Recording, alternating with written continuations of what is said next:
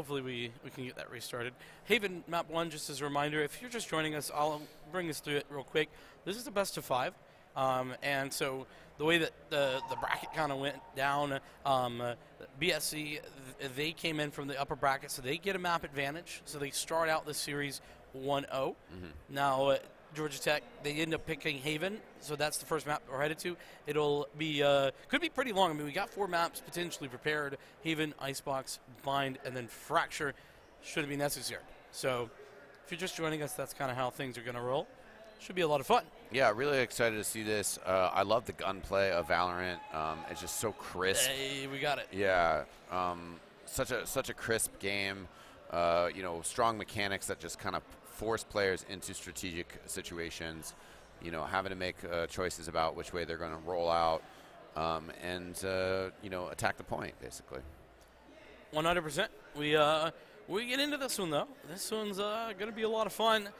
We got Georgia Tech on the attack side, as it will be the defense for BSC. And I'm looking at these comps, and I mean, I'm seeing some pretty standard things. I think Ezra, at least for the Georgia Tech composition, maybe the most abnormal. You don't always see a Reyna. A lot of times, especially with the Fade, you're going to see a Raze so that you can get the Season Aid combo. But I think Reyna is perfectly valid, especially as a duelist, I think, and in a position in collegiate where it's like, you know, what are you comfortable with? What can you perform the best on? If that's Reyna, then go for it, man. Yeah, I mean, the agent's giving you a lot of different flexibility and what you can bring to the table. You know, skill sets of you know, entry and just like utility. Exactly. So, yeah, we'll be getting underway here. Our first round, just in the setup time once again. Well, and so that's actually the only difference is the duelist. More, I mean, maybe traditional Neon. It's weird saying that and Neon in the same sentence, but we've seen a lot more of it as of recently for BSC. But otherwise, it's exactly the same across the board. You got that double initiator that we've been seeing so often, and here's the setup. We're just about to get down to it. I'm looking at this across the map. Looks pretty standard to me, defensively.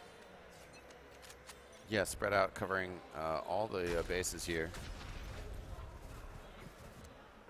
Jay Park trying to set things up here.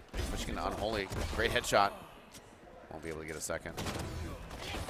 Ooh, great work with the Frenzy. Krem nearly able to get away with that one, too. BSC taking some damage as well as the fallback into spawn. No plant. They're going to commit to this fight. Sultan gets absolutely everything. The little bait and switch right there. One player takes the fight, and then coming back in, Sultan and Teddy doing a lot of great work. Yeah, great start for Georgia Tech. I want to see this start with a dub, as you know, they do have the map disadvantage coming from that lower bracket, as we mentioned. Definitely it feels bad when you're walking into it and you know you already have a disadvantage, but I think part of this is putting that out of your mind, making sure that you're just gonna be playing your own game, not worried about what the rest of the situations, the server, and everything is. Yeah, I mean, a BO5, you're gonna have to win 3 maps. That's just the best way to kind of look at it. Georgia Tech already starting off with a bunch of frags here too.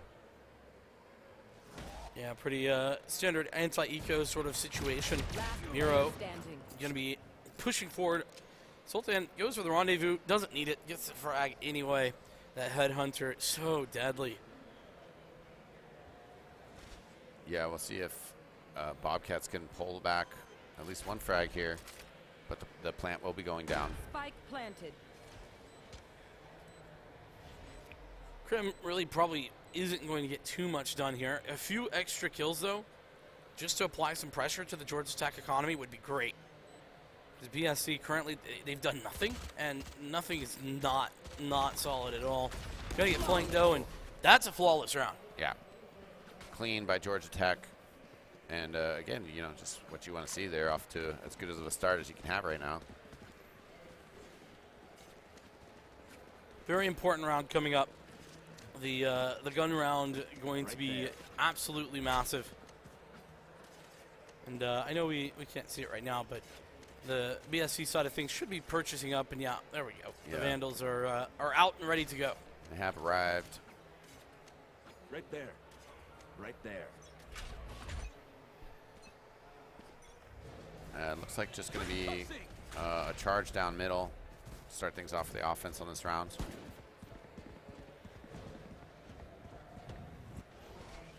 Pretty swift to get in towards C. Krim, a nice shot.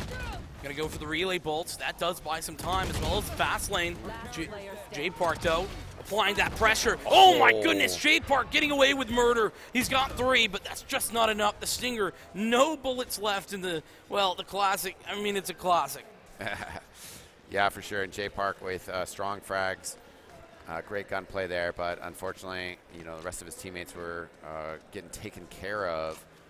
And BCS with a strong defense of that C point, going to be able to rally right back around. Teleport's ready. The old rally back.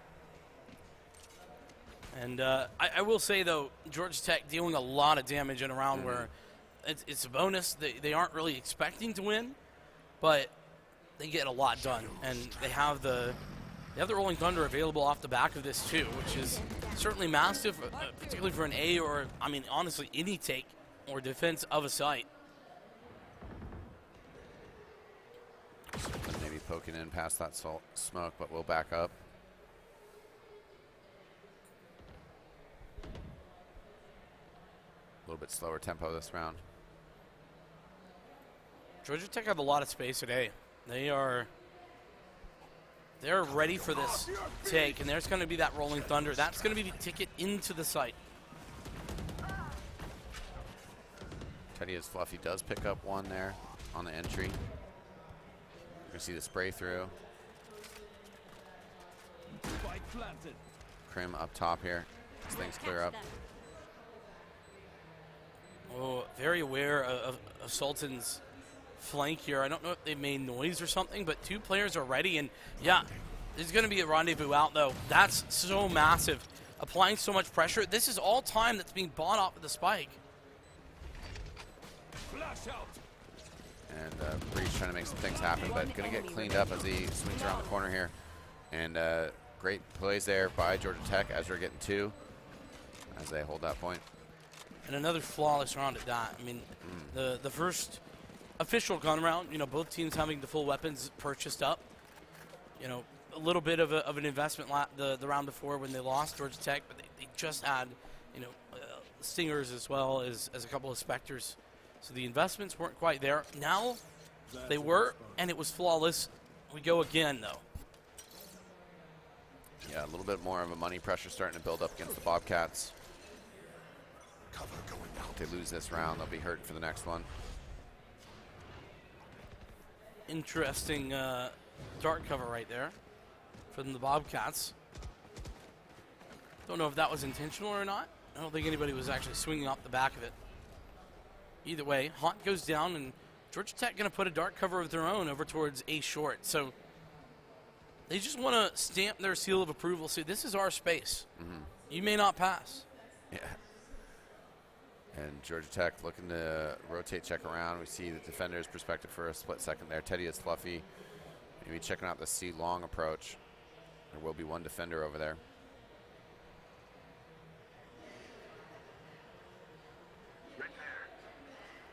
It's going to be Krim.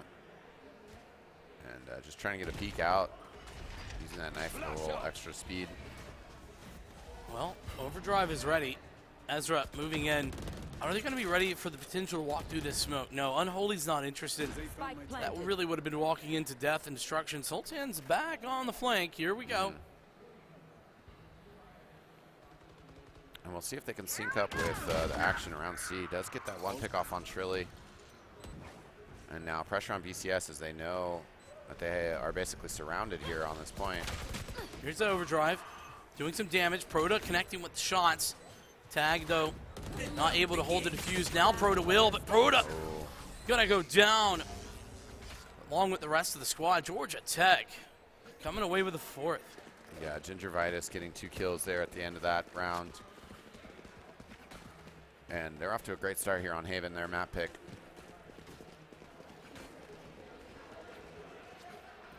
The bad news for the Bobcats is that they've just been pushed into an eco scenario. Krim, I'm a little bit concerned at this buy of the Vandal.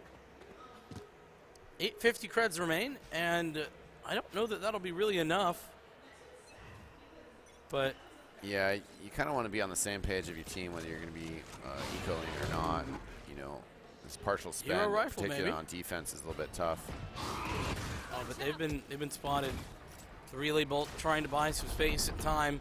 Sees to follow that up. Not going to catch it. And Krim, there's the shot. He's going to get traded instantaneously, though. And the rest of the pistols, at least doing a little bit of work. Shrilly with a couple of frags. It's massive, down to a 2-on-1. BSC with a chance to win this. Another player for BSC rallying in. And Teddy is Fluffy going to get surrounded. Surrounded indeed. Shrilly with 4 in that engagement. Yeah, that was huge, especially with that eco. You know, Krim did get 1 frag on the rifle before going down. You know, but basically, if you're on offense and you have 1 player buying a rifle, you know, if they go down, somebody else can pick that up. You know, you're going to be in a better position for that. But if you're a defender and you drop your rifle, that means that there's, you know, attackers surging forward. It might be a little bit tougher to reclaim that. Nonetheless, though, BSC able to rally, able to find guns on the ground after getting some frags, and picking up what was a very important round, 4-2 the score line. Still in Georgia Tech's favor, however.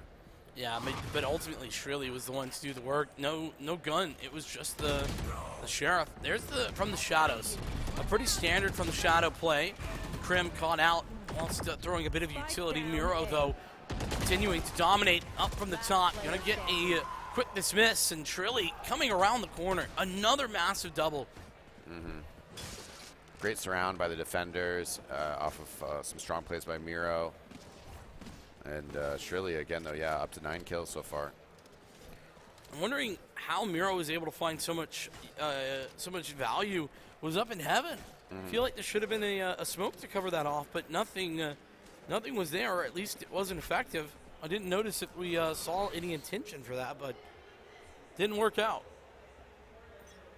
Yeah, we'll see if Georgia Tech switches up their offensive strategies here. Let's play. They've just been pushing A a couple times in a row now. Grim. That's a rough spot to be in. The relay bolts really allowing them to get an exit. Probably should not have been able to get away with that. Yeah. Survive to fight another day. Had to use their entire kit, though, in order to get out of that aggressive situation. And Georgia Tech going to reset, rotate. The players creeping over to Seaside now. Ooh, from the shadows. This is a massive information play. BSC, now they know the rotation. They spotted the spike as well, and you can see an instant response. Everyone from Georgia Tech pause, and they realize the jig is up. So the rotate coming up here. Georgia Tech now trying to slow walk this into A long.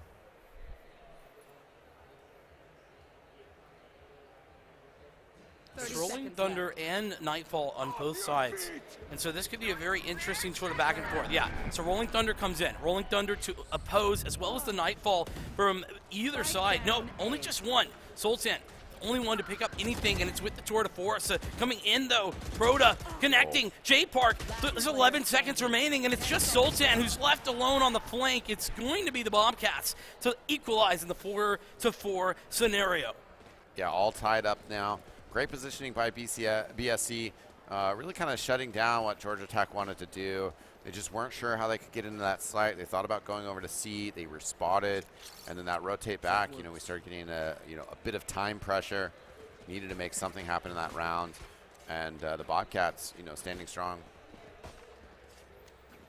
That mid round from the shadows, I cannot speak to how much value that is, and the intentions from the Bobcats were very, very strong, very high level as well. Big fan of what we were seeing. I think this series could go the distance based on that. Yeah, it certainly seems like we have a tight match going on here. Potentially 4 maps if we run it back all the way. Krim, been aggressive like 4 times in a row into that into that lower canal area. And this time, not going to be interested. Yeah, still a couple players here over on A short. Breach trying to get a stun out. Will help Gingivitis get that kill. Sees as well, comes out. Proda can't do anything. Puts the Nightfall sort of in the wrong direction, or rather, actually, that was the Nightfall from Georgia Tech. So a 4-on-3, but there is still Miro, who has the Rolling Thunder. It's going to be prepped and ready. Just waiting on players to get ready to go out with it. Yeah, Shirley up top. Bobcats taking their time on the retake. Starting to get into the site now. But they're not even on the site. That Rolling Thunder, they were anticipating that. Georgia Tech, they knew what was going down. Fake defuse. Does draw out the attackers. Miro's down though, however. Unholy gets one, gonna need to get a few more. Shirley from above. Trying to support, but yeah, taken out. Yeah, Georgia Tech sort of had the read on that situation from the very beginning. It was not even, I mean, to say it wasn't going to be close is maybe a little bit incorrect. It certainly was at the end, but the dark cover to cover off the spray, they knew exactly where the spike was planted. Their plan from the beginning was to bait out that Rolling Thunder and then just play behind the smoke. Yeah, really well executed strategy from them. So 3 more rounds left in this half. Georgia Tech starting off pretty hot, but the Bobcats have been getting rounds back. Certainly been a resurgence, that's for darn sure. Bobcats, they have the tour de force out.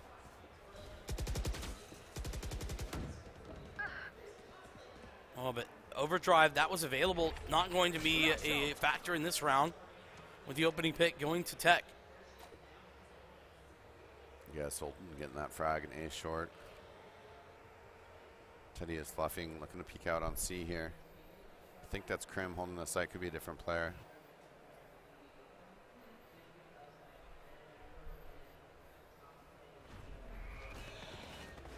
Well, here it goes, up against the tour de force. The Bobcats, they have their best chance. Unholy going to be rendezvousing away. Instead of taking that duel, elects to live and fight another day, which is respectable. Of course, the retake utility going to have to be on point. 5-on-4.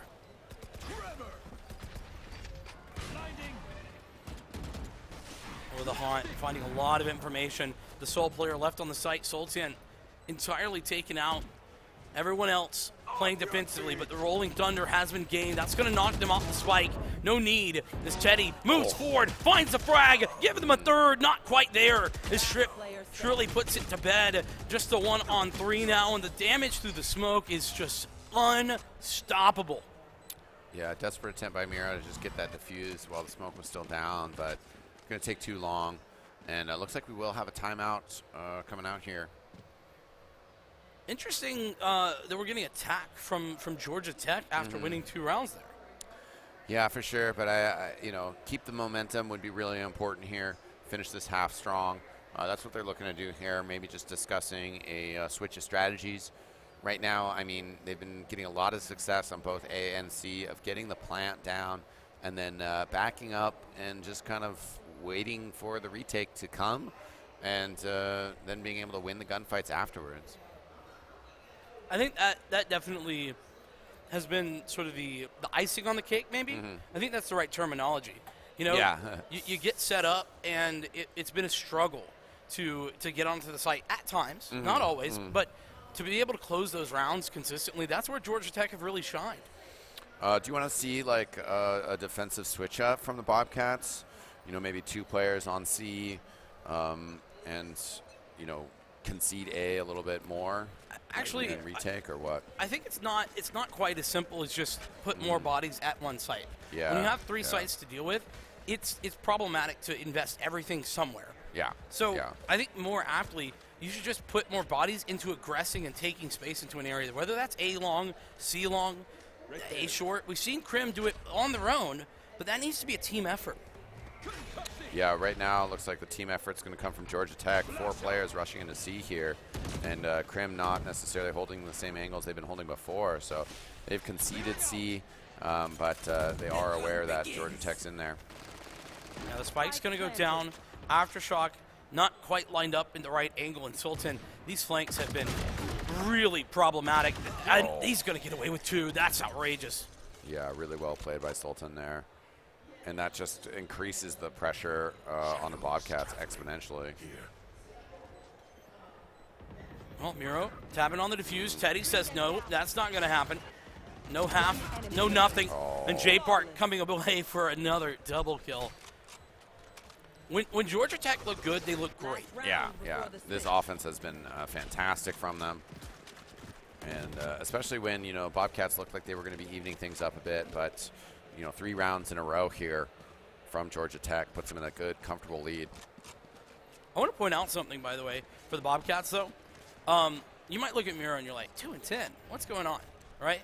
Well, but both Miro and Proto, they both 6 and 8 assists, respectively. I mean, those are your initiators, and that's exactly what you want to see from them.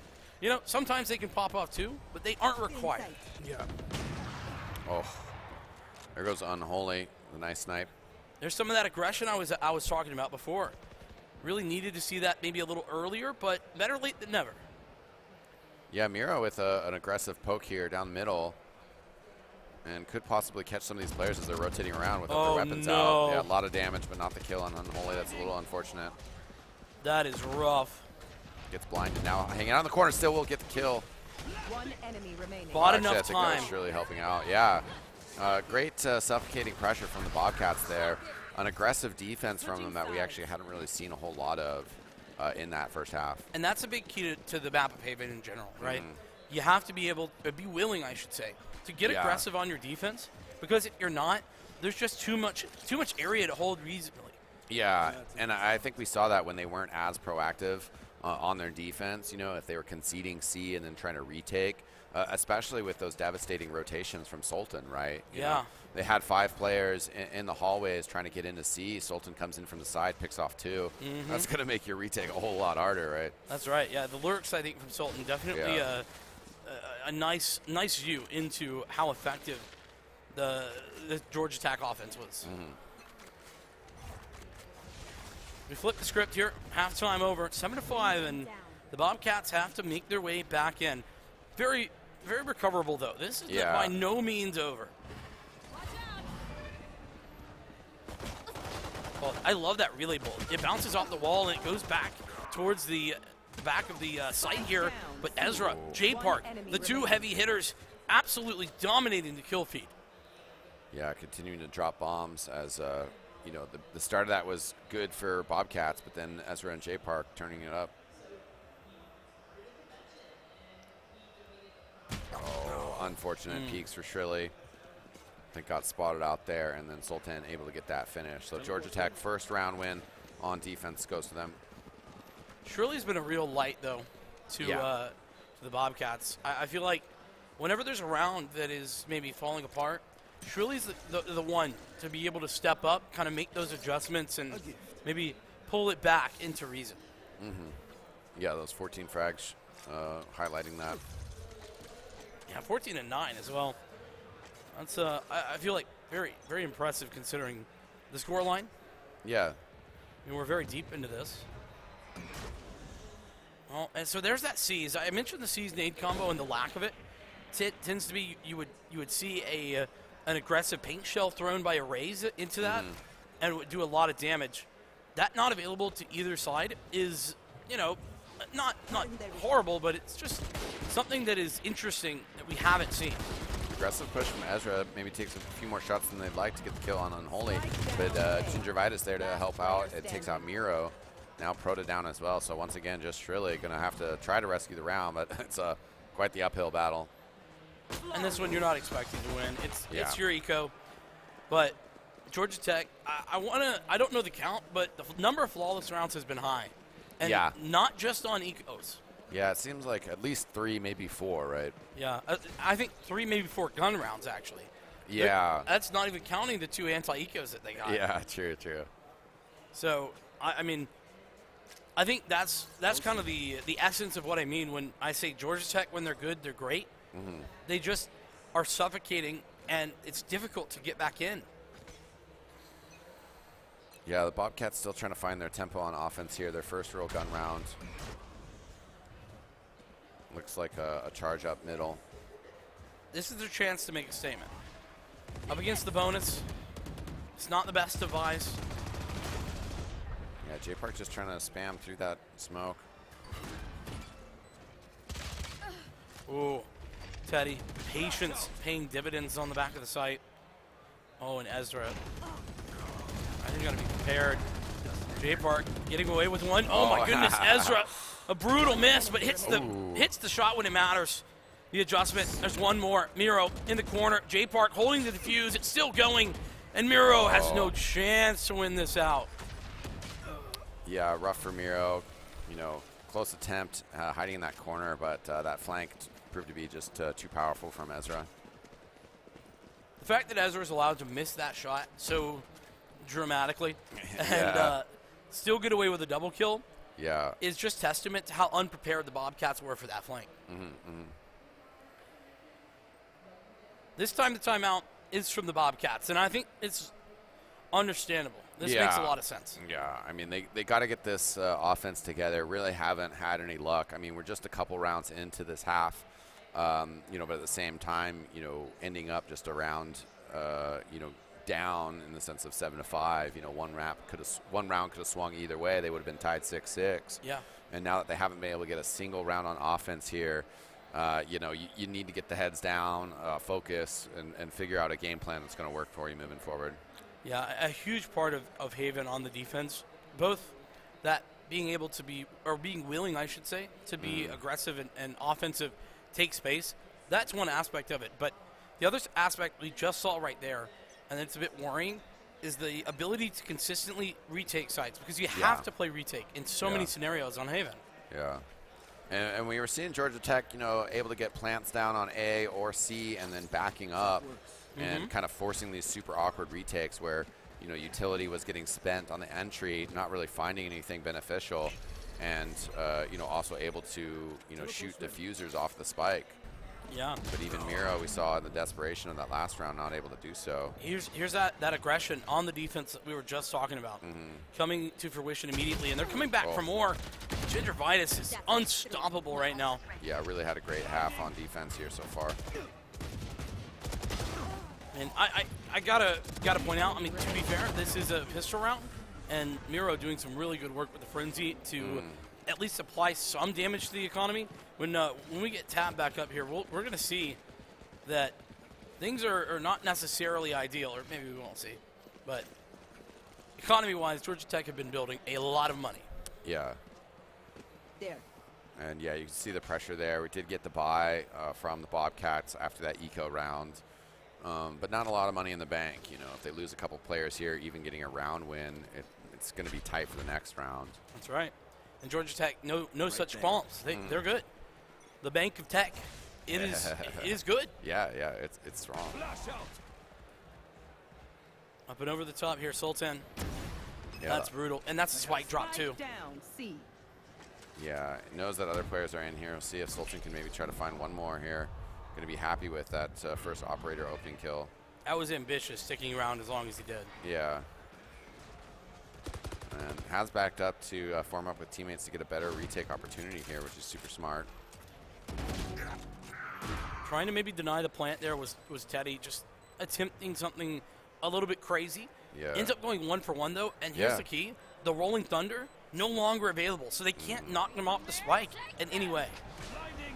One enemy remaining. Retake coming out here. Sultan gets one to start things up. Crema, though, able to shut down two of the attackers here. But everybody's dead on the defense, or sorry, on the offense side. Can't defend that spike.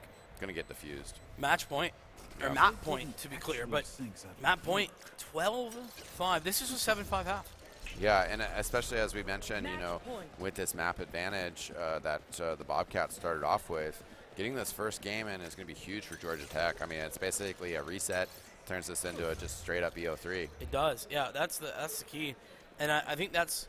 I mentioned it in our pre-show before we had that little break, but the fact that they get to start out on a map they picked is really huge. It's massive. Yeah.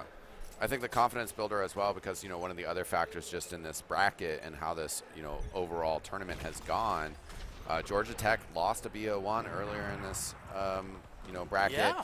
but then they were able to take 2 games off of the team that they played, that they lost to originally. So if they get the dub here, they're going to be feeling empowered and know that it's their opportunity to win this grand finals. Well, feeling empowered already. The yeah. aggression, J Park looking to shut this down in a Rolling Thunder just because you can. Yeah, potentially put this game away. And just should be it. Unholy 1v4. Going to need an unholy run back to keep his team in the game here, but oh boy. Oh, there's one, but still flashed up, and the pressure's just too much. Georgia Tech as a bat. Yeah, and I mean, you mentioned him in the pregame, but Jay Park, pretty much the star of that map.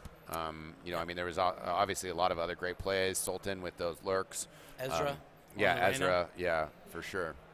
Yeah, I think we saw the power of Jay Park, definitely. I think we saw the impressive showing that Georgia Tech can put on.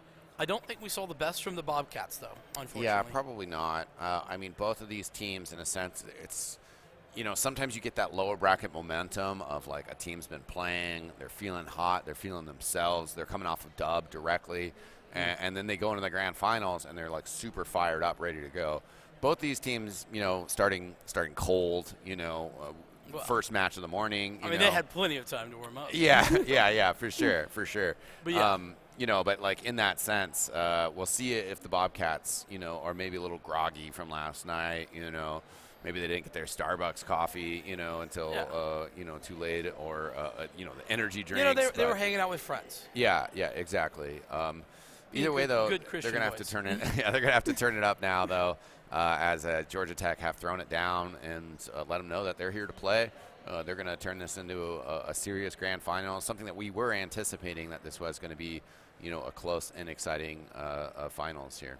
Yeah, I think for me, like, going into this, the difficulty, like, trying to gauge where these two teams are at, and now with a little bit of information, with seeing Haven, I was in a position where I'm like, well, I haven't gotten the chance to see what BSC have to offer. And so you don't want to count them out or anything without getting to see them. I mean, they had a great run, but they hadn't had to play Georgia Tech. And when I looked at the teams available, I instantly saw, I'm like, oh, Georgia Tech, that's going to be a team to beat. Yeah. And was a bit surprised when they ended up in the lower bracket. Not surprised to see them here, but I think that if BSC want to continue into this and make this very competitive, they're going to need to mentally reset from that game one. Yeah, 100%. What are your thoughts on Icebox? Again, that's going to be another Georgia Tech pick, but do you think that's going to play into the styles that we've seen from them, and also maybe even, unfortunately, the struggles that the Bobcats have had on Haven?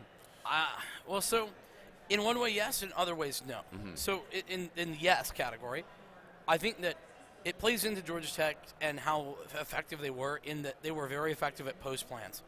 Yeah. Icebox is very much about post plants on your attack side. Yeah. It's very much you set up your Sova, you set up your Viper, you put down the snake bites, you put down the shock darts, you do all of those things, and then you play defense of the bomb, right? That being said, you don't need to be as aggressive on the defensive side. That's a weakness that we saw from the Bobcats, and so because of that fact, I think they can play it a little bit more passively. They can use the operator a little bit more, something they didn't get a chance to use all that often. I'm excited to see kind of if that operator play can be a difference maker as well.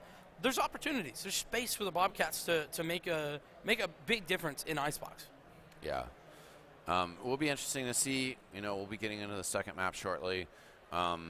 Exciting to see a change of pace. Once again, we'll start things off with the same rhythm. Bobcats on defense first. Yeah. And Georgia Tech playing attack. And that's sort of what you get out of the fact that Georgia Tech picked the map. So at least you get to start on the defense.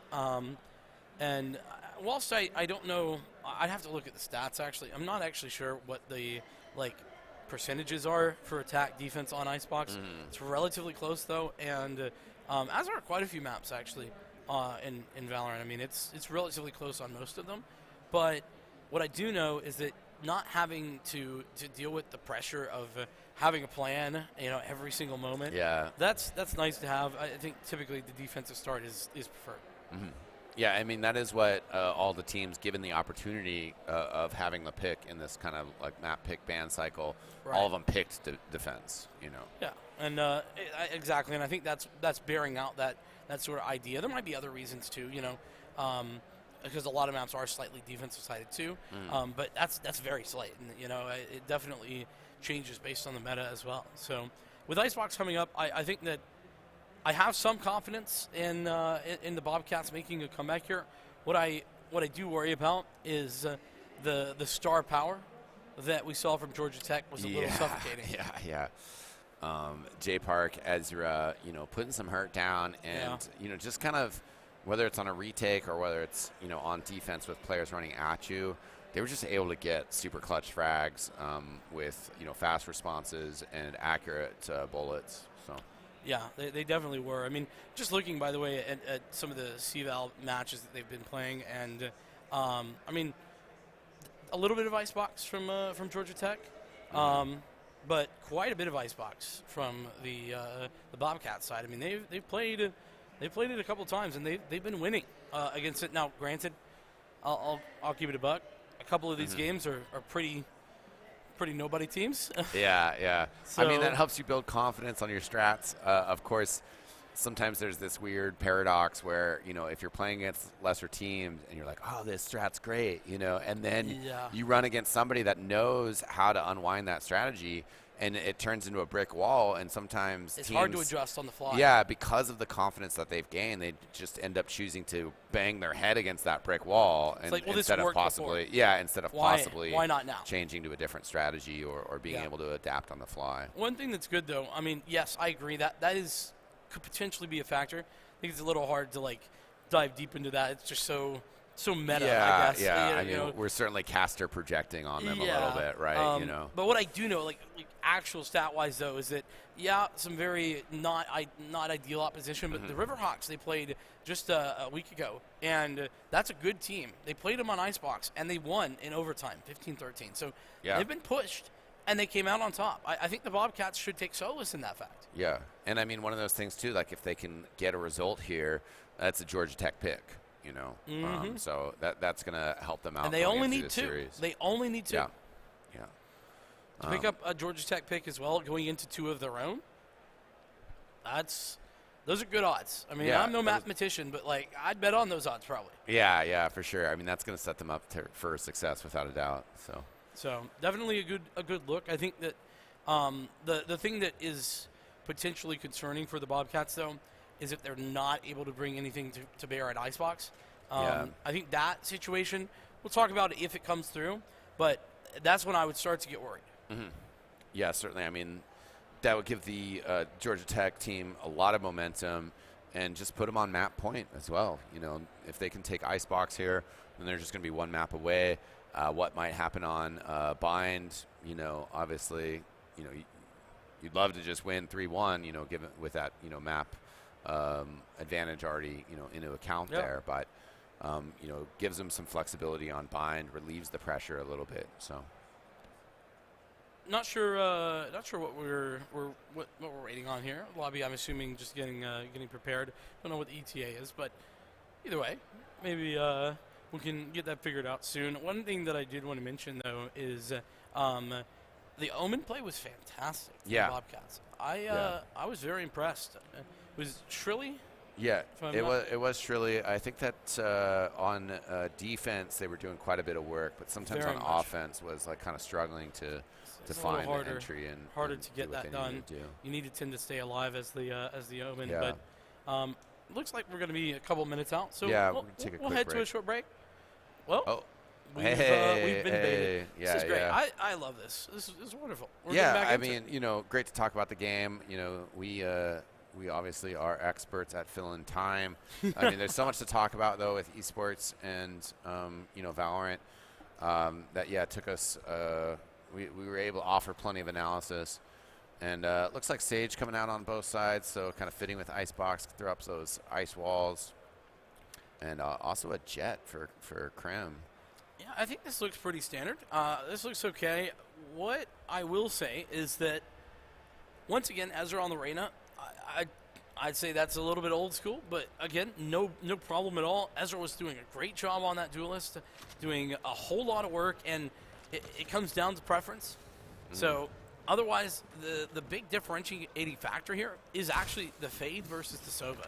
So two different initiators, and Georgia Tech, I think the outcome of this decision is going to be that there's a little bit, like less information is probably not the right way to put it. It's just going to be a little bit different. You're offered Prowlers versus Recon Bolts and Owl Drone. So I tend to say that the Sova is more standard here, but I don't think there's a clear better. Yeah, different styles, and that's one of the fun things with Valorant and this agent selection. A lot of options in the tool chest, and teams with their own particular styles. Ooh, that wall comes out, but it's actually entirely denied by a snake bite.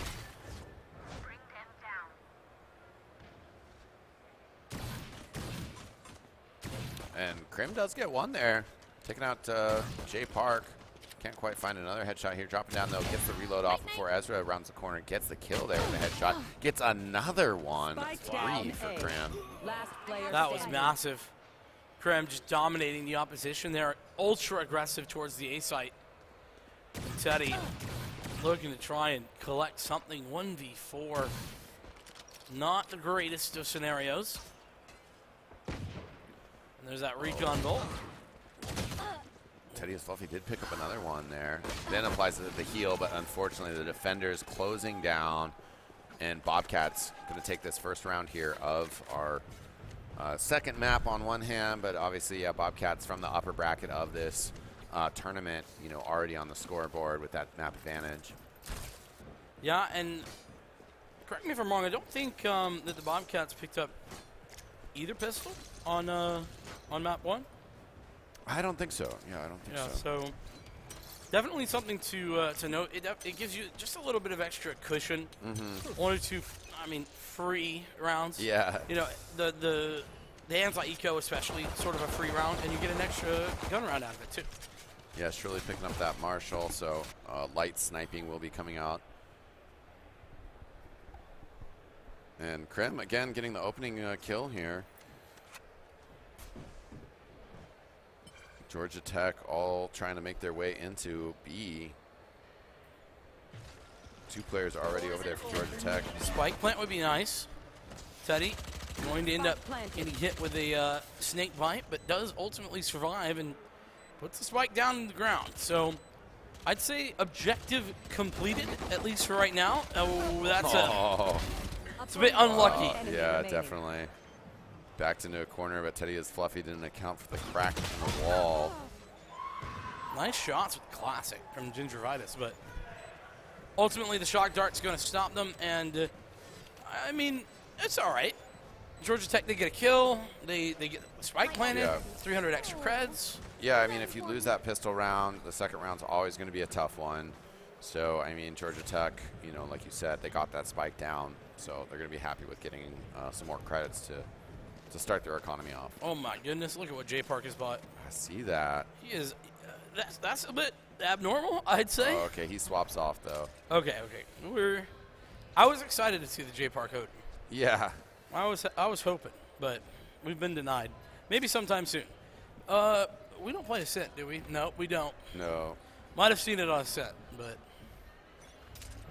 Krim gonna get aggressive. No, falls back. I thought maybe it was gonna push towards A. Fast B hit is what it's looking like for Georgia Tech. The wall get broken. That's simply meant to stall things out temporarily. Georgia Tech going to get the spike down, and pretty swift to get in here, and not a lot of opposition either. Yeah, we'll have to be a retake from the Bobcats. They're trying to bring players over here. The Blade Storm was used, by the way, for the Bobcats. I didn't realize that. That's still got a bleed or two, but it's going to be tough to connect those shots. Sultan picking off Prota there. Even on, now we're even on numbers. There we go. Krim. Massive round. I said the Blades, it was going to be hard. Only had one kunai left. Ends up hitting the headshot, gets the reset, and finds another 2 additional kills off the back of it. The power of the Blade Storm to turn the tides. Yeah. And now 3-0, winning that round up against Georgia Tech, who continue to just push B here. So I would imagine that they switch up this next round, take a different approach to things. Yeah, and it's pretty important to note how massive that round is. That's a round that the Bobcats are almost certainly losing 9 times out of 10. Yeah. They're up against Vandals where they had a Marshall, they had Spectres, they had Stingers, like 1 rifle. That's it. It was like they force block. Where are you? Instead, with just the investment of the Blades, they get a round win off the back of it. They solidify their economy, and in the meantime, they dominate Georgia Tech's. Gingervitis looking for an opening frag here. Teleport away. Krim, been so good. This time, not going to hit it. Yeah, it's been Crim's map in a lot of ways so far. It's crazy to know after 3 rounds, too. Yeah. Really put I their mean, mark I'm on it. agreeing, Yeah. but like Yeah, they put the their mark on it impressiveness. so far. Sultan trading out, gets Proda before Shirley takes him down. Shirley going to get another one with One this. enemy remaining. Oh, great movement. Mira will get the enemy finish, but remaining. Shirley putting down damage. Gingervitis still up on this 1v1. Shirley going to have to pull this out for the defense. Shirley just sticking it to halfway. Knows the possibilities. Was thinking of going up and over it with the zip, but it's just not fast enough. Yeah, Gingervitis with the clutch. 3 kills and first round on the board for Georgia Tech. Big fan of the swap up that Georgia Tech made in that round. They definitely were sort of reading a situation where I think you noticed. I mean, stagnation. It's a lot early to call it stagnation, but consistently hitting that B site. They ran Yeah. into a difficult situation and they swapped it up and found success. Yeah, and I mean, it seemed like those approaches with B were, you know, like they were basically doing the same game plan with their Yeah. stages of walls and how they were trying to get the plant in and then hold that site. Yeah. And it seemed like, you know, those tactics that they brought to the table on Haven were paying off, but so far on Icebox, maybe getting a little shut out. Well, I think to be fair though, that's sort of the way you play Icebox too. I mean, the irony being over a year ago, I was making jokes about how it's just wall plant, post plant. That's how you play Icebox. Yeah. And it's still that way. So, yeah. yeah, Icebox, I think a little stagnant in the way that you play it right now. And I think we're seeing Georgia Tech, they're doing that, but they're getting countered well because the Bobcats have seen that before. Yeah, know how to play against it. And we'll see with this timeout, this tactical timeout from Georgia Tech, if they can come up with some fresh ideas here. I wonder what the discussion was there. You know, they just won the round. We saw that in the last map too. Yeah. Interesting to see if they'll do like a fast approach here at A. They've already set up the wall for it. The Viper wall is there. Still waiting. Yeah, maybe kind of indicating to the defense what might be coming at them. I think they could be baiting some aggression as well from the B side, and it's working. Sultan's ready for this push from the Sage. And unfortunately for him, yeah, Sage, the unholy pistol works out. Sheriff getting some results up against that Lurk. What a massive frag that is. You can see J Park just kind of like, hey, we're still here. Yeah, it really defuses the pressure that was coming up from Georgia Tech. There's another massive frag coming out from this operator from Crim. Didn't even notice that Crim picked up an op. Talked about the potential for the operator and how massive an advantage it can be. But here comes the plant. It's a 3v5. No, it's a 2v5. No charges left. Yeah, there's another massive operator frag. Tedious Levy and Gingervitis going to have to clutch this one out. Gingervitis did a great job last round. You will not kill my And they got a res too. That's going to make it a little bit easier, but Crim instantly brings it out. It's still a 2-on-2. It's traded down. The all 1v1. Ezra can't get around the corner. And Unholy from the backside. Able to connect, and there's plenty of time on that spike. Yeah, the res being burned by Georgia Tech, you know, certainly helped keep them in this round. Not quite able to capitalize on it, unfortunately. As Eco res. yeah. Basically, to explain for those who don't know, not so familiar with Valorant, the economy for the Bobcats isn't great. They are, you saw Unholy with the Sheriff last round. And so the res there just to make sure that everybody can get a significant purchase. They don't want to have a lack of investment even after winning. Yeah, and I mean, Krim holding on to that operator, so that is the person that you would have wanted to res there, get the most money for it. Oh yeah, great point. Wall raised. Georgia Tech have been on this forced buy investment for the last 3 rounds now. Ever since that gun round, it's been a little bit troublesome, actually. They feel that they're on the cusp of breaking the Bobcats' economy, I think. Yeah, and Georgia Tech bunched up as they're trying to make their way into B. Ezra did get taken out. There's the attempt at the wall plant, not quite able to get that spike down. Oh, that's a big fight. Sultan really needed to get something out of that. J Park on the train. But it's still the man advantage clearly in the Bobcats' favor. Waiting for the wall to go up. Another fake plant as well. Just going to take the fight.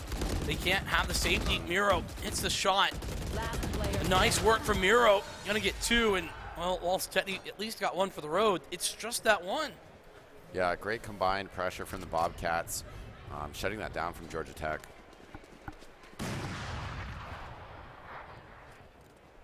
$5-1.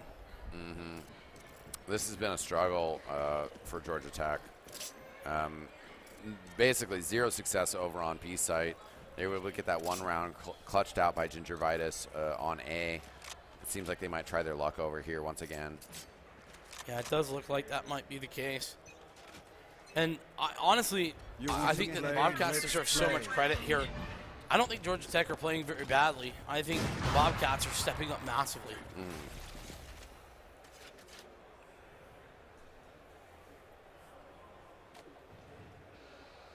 And Sultan was looking for some sort of angle here. Krim with this shorty, trying to get, find players on A, but the rotation is actually taking place.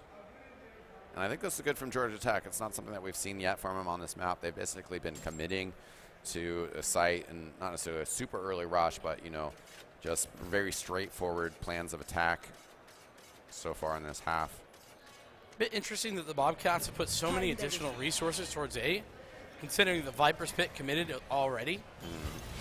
But wall for wall, the plant should be coming. Oh, Unholy in a great position as that wall gets banged down. Picks up 2. Getting into that spot, why is it so important? The post-plant utility available with the snake bites and everything is just so massive, so much value to be gained out of that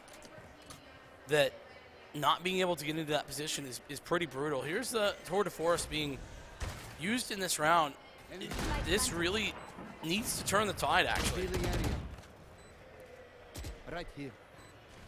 Yeah, Georgia Tech already facing uphill deficit. They lose another player, but they are able to pick off the op player. Sultan going to be the last one taken out. Defuse now just a formality. 6-1. Yeah. Bobcats waking up, making moves. And the Tour de Force limited to a very little impact as well. Yeah, and I would imagine that's the BSC players that we're hearing pop off behind us. Yeah. As like you said, they've woken up, and they're making sure that they're staying hyped as this grand finals progresses. Yeah, making sure they're being heard as well by Georgia Tech. Yeah, for sure. And that's part of the fun of LAN. I'm somebody who spams binds, in these games, and obviously all in good fun, sportsmanship. But getting into your opponent's head, part of the game. It's part of the game. It really is. It's the mental of just staying focused, and that's where a little bit of talk can upset some people and get them not focused on what they need to be paying attention to, which is just the gameplay and strategies. Well, you hear those stories of linemen who will line up for the NFL and they'll just be talking smack nonstop as soon as they get set. It's all chatter. And there's people that works against. Yeah, exactly. And then there's a reason why it's effective. It works the same way here. Yeah, and sometimes there's people where it just makes them focus more, Yeah, that's and, true. And brings out the best of them. Could be a double-edged sword. Yeah. that's a little less fun. Yeah, and as long as you're not distracting yourself or, keeping the positivity if things start to struggle. Well, Shirley certainly not struggling to start this out. Unholy as well. Getting Sultan down. Feels like the defense has just not missed a shot. The entry to this site, there was utility. I don't know where it went, but it certainly wasn't effective. Shirley with the quad kill. Yeah, they're just hitting all the angles on this A site. They really are understanding how Georgia Tech is trying to get in there and basically, just bringing the pressure from different angles, taking players out, getting work done. That's a good spot. How long is this going to go? 7-1. I mean, this is already a great half, I think, for the Bobcats. Yeah, we might not see a whole lot of the Georgia Tech defense is how it feels. That's right. Getting a pretty rough look. And I think part of the problem, I've been standing by Georgia Tech's strategies. I think they have been pretty good. We'll come back to that. Shirley, oh my goodness.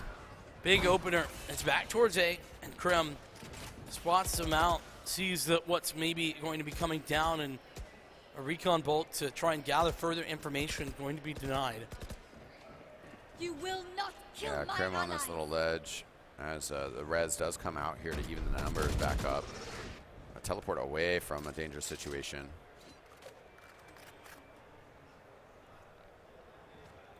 And again, Georgia Tech kind of bunched up, all 5 players in close proximity to each other. Nothing wrong with that if you're able to trade onto a site, but they just haven't been able to. And maybe that's what they're hoping to do is find some of these trades. Krim trying to get creative around the toxic screen. Can appreciate that. Toxic screen, not the problem now. It's going to be the entirety of this. And Sultan has a massive frag. Teddy as well. J Park chiming in. They've all got something to give Proda into the pit versus 3.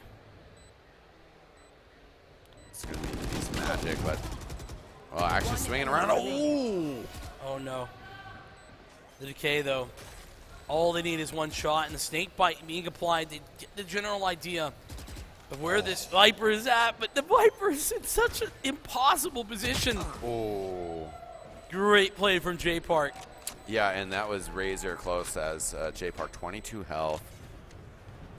And, almost discovered there by the Bobcat player, but one bullet in either direction was the end. Much needed second round, though, for Georgia Tech. Yeah, and, Bobcats close to closing that down, but Georgia Tech finally finding some success again on that A site. That Viper ultimate certainly came in handy in sealing that deal, though. Definitely something that they will appreciate. Well, we saw that all the way back in the pistol round, actually. That's what that early snake bite, though, is for. It's to stop those sort of strategies. The default setups from the Bobcats have been fantastic. Shirley gets 3 as they round the corner. Surely not. Yeah. No, he's going to get it done. So much for recon. At least something gained back there. Gingivitis taking the initial engagement. Double swing. Good timings from Georgia Tech, but now they know where both players are. They're just taking these tools together. The right idea, given the scenario. One enemy remaining. Unholy swings around, actually picks up both of them. Yeah, that was going to be a tough hold of the site for Georgia Tech. They didn't actually think that would work. Now up 8-2. It's been suffocating from the Bobcats defense.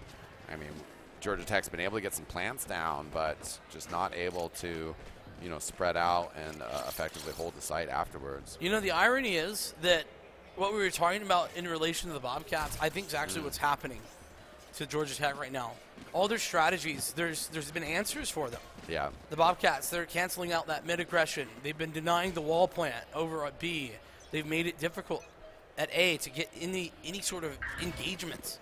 Yeah. And so the early round has just been, walk in, hope you win the opening duel, and, well, no opening duel, especially considering the only flash utility they have is this Lear. Krim, beautiful pressure. our patience, waiting for Georgia Tech to really kind of swallow that bait before engaging with them. Fortunately, that doesn't actually really end in their favor. No. Georgia Tech with one of the best positions they've been in all half, actually. A 4-on-3 with their advantage already with the spike planted. Miro going to have to claw back in. A little bit of a whiff spray, but the transfer is beautiful. Teddy answers the call, steps up when it matters most. It's going to be Proto, though. Coming in, sets up the 1v1, a massive tag. The damage done, but the shots missing their mark, and that's the quad from Teddy. Huge play by Teddy is Fluffy, and Proto almost had that. Bullets swinging around the head. And last round coming up here for this half. And, well, Georgia Tech, maybe a little bit of momentum with, 2 round wins in the last 3. But they also only have 3 total. So, I mean, even an 8-4, they're not going to be happy with. And it's going to be a real tough battle to get back into this game. Yeah, I think the mental battle definitely going to be one to watch. But I will say if they can, I'll say that for a little bit later. We'll talk about that at half. Georgia Tech, the key is picking up this round for them. Krem, going to get hit with a nightfall. Massive amount of utility coming out. The Blade Storm being pulled just in case, trying to deny any entry. But that entry, it's going to happen whether they want it to or not. The wall going down, the plant coming out. And the Tour de Force standing tall. Surely from up top here will get actually sniped across by that Tour de Force you mentioned. Surely they know about Teddy in this position so many times. And this snipe across from Sultan's a little bit of a switch up. It's been very helpful. One enemy remaining. It's turning into a solid round for Georgia Tech. Proto still lurking on the site. Will get taken out by J Park. Attackers win, pulling it a little bit closer, 8-4. Georgia Tech finally figuring things out, but like a little late in that half. And honestly, I don't even know that they figured anything out. They just found what might work a little bit. They found sort of the weakness in the defense of the Bobcats. They realized B just wasn't an option for them. Yeah. And so they stopped going there entirely. I think the last 6 rounds they didn't even touch it. Yeah, pretty much. Not a single time. And they realized that they were able to at least fight for the post plant on A, and so they chose to go for that anyway. Won a few rounds off the back of that. And what I was going to mention before, but I hauled off, was that Georgia Tech, if they can keep their mental in check, if they're still mentally in this game, I think we could see a resurgence. The reason is, I think all the strategies that Georgia Tech were putting together were being countered. Well, now they're on the defense. So they could apply that same logic. We could see the same thing happen. It's going to have to be on the Bobcats to try and find and test the waters. Yeah, I was going to mention that as well, as perhaps they learned some things from the Bobcats, some of those defensive tricks they'll just be able to mimic. Of course, though, the Bobcats could bring some different offensive styles right now. They're just into B, though. We do get the plant. A wall plant. There. Yeah. So, I mean, you also mentioned that the icebox meta may be a little bit stagnant, and that could lead to, as you mentioned, Georgia Tech's favor, and just in being like, oh, these are the defensive plays and structures that work. They've left this wall out for just a little bit of time. Now it's finally going to go down. Toxic screen back up. That haunt is a massive amount of information, and a wall defensive set up beautifully, getting healed through as well. Going to be able to get the closer despite the damage done by Miro. Kills are great, but they don't win rounds. Yeah, exactly. I mean, nice to end up, still alive afterward. It's nice to end up with 4 kills, but those 4 kills really just kind of a stat buffer. The starting round win for Georgia Tech on defense is going to be a confidence builder here as they're trying to narrow that gap in the score. Cool situation there, by the way. The defensive wall goes up in order to deny entry, and on the pistol, that's super effective. Yeah. Normally you have the shock darts there, but actually use the healing orb in order to heal through some of that shock dart damage. Yeah, and I mean, tough with just pistols to blast that wall down quickly, right? Exactly. Yeah, you have to pull out the knife. You're very exposed. But the knife doing significantly more damage to the wall than the pistols do. The attack from the Bobcats coming into A here. Prota does spot out some players, but Ezra Spike down and A. Teddy is Fluffy with some SMGs going to be able to take out those players pretty quickly. Gingivitis smells blood in the water, wants it, and will have it.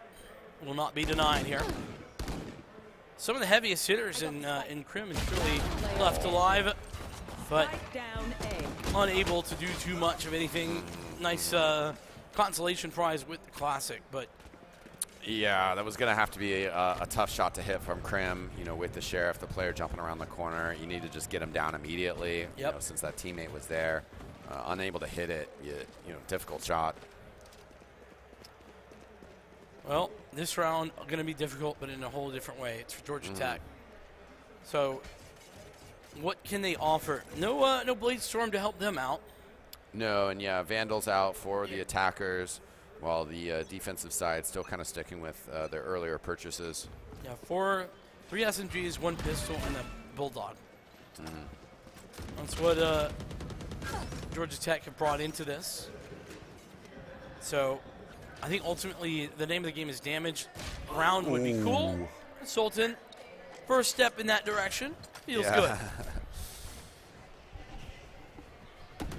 Yeah, and this is a circumstance that, you know, with the score now being narrowed to 8-6, if Georgia Tech gets this win with a, you know, a lighter economy, they're going to be feeling real good about their chances to tie this game up, which, you know, obviously this half just getting started, but really would establish themselves. Ooh, Good. long range. That Yeah. that burst from Cutting their vision. the Bulldog is fantastic. Mark 2. Second attempt, not so good. 2v3. Yeah, evened up now. Last player Oh, standing. great. Swinging into both those players at the same time, not going to be ideal for living. Yeah, and I mean, Unholy Prota, good movement in response to that. The way that they were bobbing in and out, you know, just made that really tough for Georgia Tech to get in there. They did, yeah. But I think Georgia Tech will be, happy is the wrong word, they'll be okay Content, yeah, with what they content. got. Three kills and, you know, some damage done. Definitely puts them in a spot where, you know, maybe this gun round, if it goes their way, could be forcing some economic woes. Yeah, and I mean, they had the weapon disad in that last round. Now they've gotten, you know, some Phantoms. I saw an Operator, pretty sure. They're bringing some heat. A little bit of an owl drone action, just trying to gather that early information. It's know all it. about making sure that they don't check this player on the right-hand side. Ezra is playing for it. Gingivitis swings. Ezra trades. That's a great engagement. Yeah. Yeah, Gingivitis hiding out in that corner, was able to get one before trading. Ezra, though, you know, able to capitalize on that. Good synergy between the teammates to make sure that Georgia Tech ends up +1 on that exchange. Well, they were +1. Now they are back to even scenarios. The denial making it a little bit tough. In a 3v3 now, walking in, Bobcats yet to commit their toxic screen. So only now have they pulled that, and so now the rotations can begin. The wall for the plant going down, and Snakebite doing continuing to do a little bit of damage, not quite moving away far enough. 30 seconds left. But the Viper's Pit will go down. Oh, Miro nearly gets denied. J Park, though, goes down in the meantime. Georgia Tech, they might have the advantage, but this is tough to get into. Yeah, Mirror will see that there's a player right there. Great positioning. Takes out Ezra.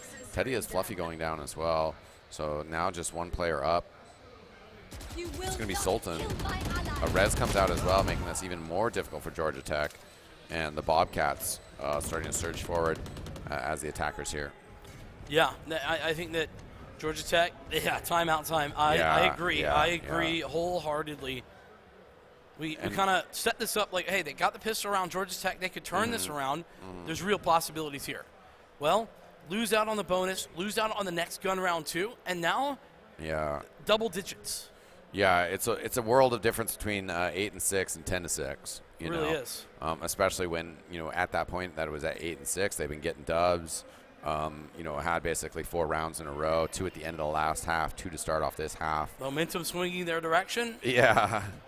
Suddenly it's the other side. Yeah, now that it's kind of been stuttering, going to be real important to kind of figure out what they want to do here. But I think that the Bobcats, offense, their ability to hold sites after they've, put that spike down, particularly on B that we've seen, has led them to, be able to find some success here. And they're just going to need 3 more rounds. Yeah, I think that's what really is interesting for me, right? Like the Bobcats, short end of the last half, they sort of faltered just a little bit. It wasn't a lot, but it was a bit of a falter. Georgia Tech take advantage, and well, the turnaround has worked beautifully. These last 2 rounds, I mean, they've been hard fought. Easy, no, but absolutely momentous in the change of direction. All set up. Yeah, Bobcats, 4 players over on A. There's Sage just lurking on B side. Does have the spike over there. Mira opens up the account with 2, taking out Ezra and Jay Park, 2 of the star players for Georgia Tech. Miro has been so good on this map. Yeah. Spike being brought over to A site. Well, actually, 11-6. yeah, and with 4 players up, so that'll just help make sure that while they only need 2 more rounds, that their economy is going to be strong and healthy. So any setbacks won't set them back all that far. So they'll still be able to buy the next round. Looking at the purchase here, it's pretty solid for Georgia Tech. I didn't notice if they had invested heavy into that last round. Looks like they were saving. So the Bobcats really up against their last big opposition. If they lose, Yeah, potentially. if Georgia Tech loses this round, I mean their economy is ruptured. They are up against map point, but they do have ultimates to work with. I mean they've just pulled out the Viper's Pit here on the A site. They've got the Empress as well, which we haven't seen had any impact. That Reyna ultimate is something that can turn rounds, but it's just been absent. Yeah. A lot of difficulties here.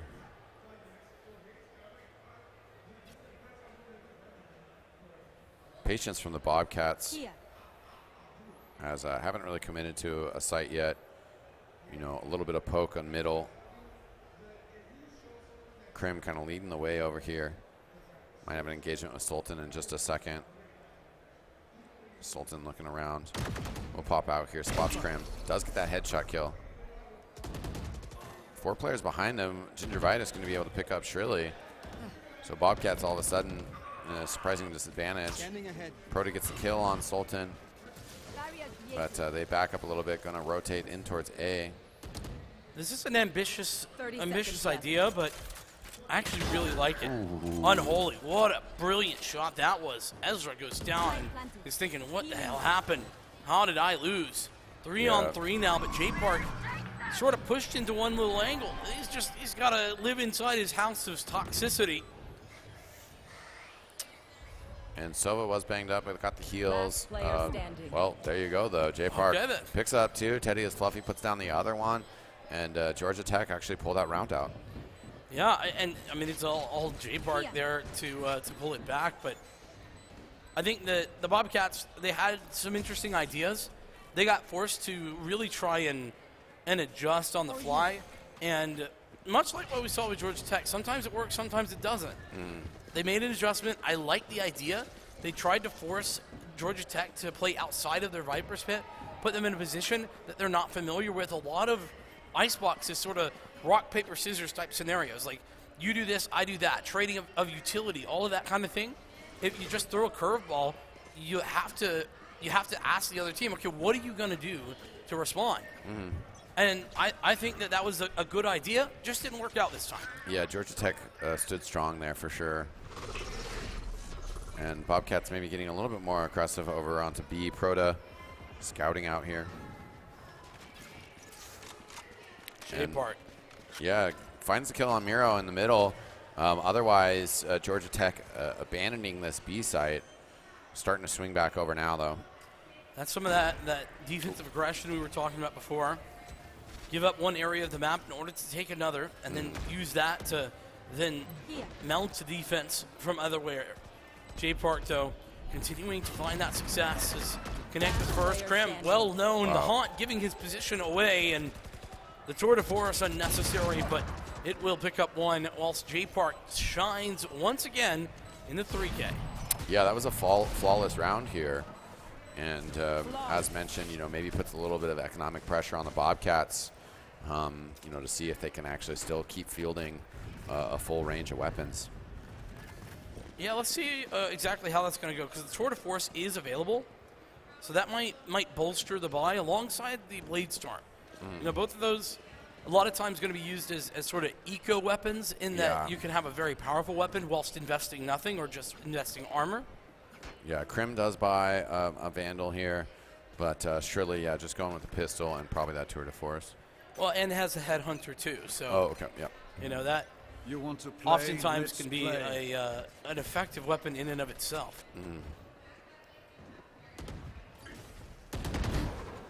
Krim taking an aggressive stance, hoping for something quick and then can dash out. No dice this time. It's just fine to fall back, play their life. They have Shrilly playing Overwatch, and that's what the real engagement was for. Pushing back that defender, allowing Shrilly to get into position. Yeah, trading some shots, but no frags out yet. Bobcats Sage will start bringing the spike in towards the point, as they have pretty good control of A here. Prota getting a spot on where some of the defenders are.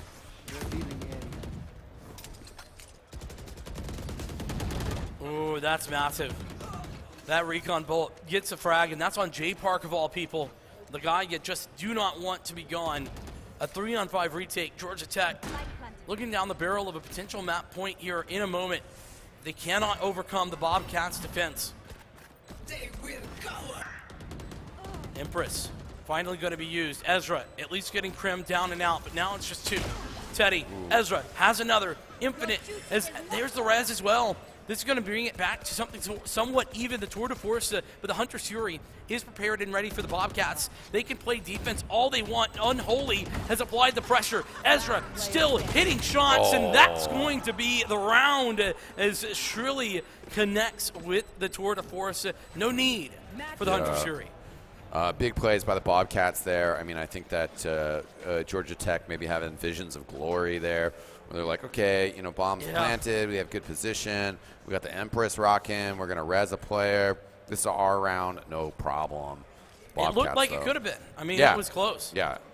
But I will say that the fact that the Hunter's Fury was still in the back pocket there, I think it really tells the story that it was close, but was it really? Yeah, and that's where, this match is maybe starting to feel, on Icebox at least, that, wow, as Krim like pulling out 2 kills with the blades. That's outrageous. What a start to what could be the last round. Maybe. Ooh. Okay, maybe not so much, Teddy. Yeah, I was trying to superstar it a little bit too hard. Has been a strong map for Krim. Ezra taken down by Miro. One enemy remaining. Spike down, 1 left. And they know pretty much exactly where they are. Gingervitis going to have to get a good clutch here. Takes down 1. Dodging out of the way. Hunter's Fury already committed there. I mean, there's a res too. Surely not. There's too much to deal with. Oh, the pick goes down. Okay, this is maybe a little bit more winnable. Nobody able to actually deny this. Gonna get halfway, but Unholy gets aggressive at the right time. 13-8. The dominance of Georgia Tech on map 1 is no more, and that was a very different second map to this series. I think the scoreline being 13-8 actually is a little bit incorrect. At least it feels like it. Feels like it was a lot more dominant in the favor of the Bobcats. Yeah, definitely a different vibe. Bobcats coming out strong, putting the heat on in that first half, which they were just running away with for the most part. Yep. Georgia Tech certainly, got back into that map, made that map competitive. They did. Showcased that, the different strategies, the different tactics that each of these maps forces the teams to pull out, that this is going to be a deep series, basically. Yeah, I mean, we are done with our second. headed towards our third. But that third, I think, probably after a quick break here. Yeah, Let's, for sure. We're going to take a quick step away, stretch our legs. Stay tuned, everybody. More Valorant Grand Finals coming up soon here from DreamHack Atlanta. Yeah, well, welcome back, ladies and gentlemen. Valorant Grand Finals here at the DreamHack BYOC in Atlanta. We got quite a series here. BSC Bobcats coming into this with a one map advantage coming from the upper bracket. Yep. Things getting tied up by Georgia Tech, and then, well, Bobcats showing up on Icebox. I'm Eckstein, joined by Vincent, and we're about to get started on our third map that we're going to see. That's going to be Bind. Yeah, Bind, I think it's going to be fun. I do feel like this is one of those that I don't have a lot of, like, knowledge or information. It's hard to, like, kind of gauge what we're going to be seeing. But I'm already seeing something that's a little bit interesting, and that's the fact that we got the Astra out. That's pretty abnormal. I feel like if you're going to run the double controller, you tend to run, instead of Astra Viper, you tend to run the Brimstone Viper, which is what we see on the other side for the Bobcats. Some fresh faces here for sure. Sky and Raze also coming out for the Bobcats. Ray's a must pick on Bind, really, particularly with how effective Fade is.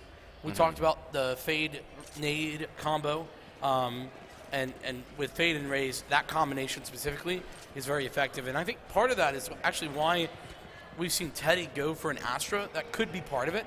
So the gravity well that Astra has as their utility sort of does a similar thing to the C's and makes it so that it will be quite effective to combo both of those bits of utility up as well. So just sort of an extra addition if you want to get fancy with it. But I do like the Sky. I think Sky is particularly effective here. It's sort of fallen out of favor. KO been a lot better of a pick on most other maps, but Sky's still very strong on Bind. And once again, Georgia Tech losing that last map, down 1-2. Oh, that's a nice snake bite. Just anticipating the aggression coming through and denying it. J Park then will kind of back up here. Stuck in hookah though. Oh, Swift. As the teleport comes in, Georgia Tech trying to take advantage of it. Unholy going to go the other direction with the spike in hand. And actually, with Miro taking down Teddy, there's no defenders left. The site is theirs. So they can plant.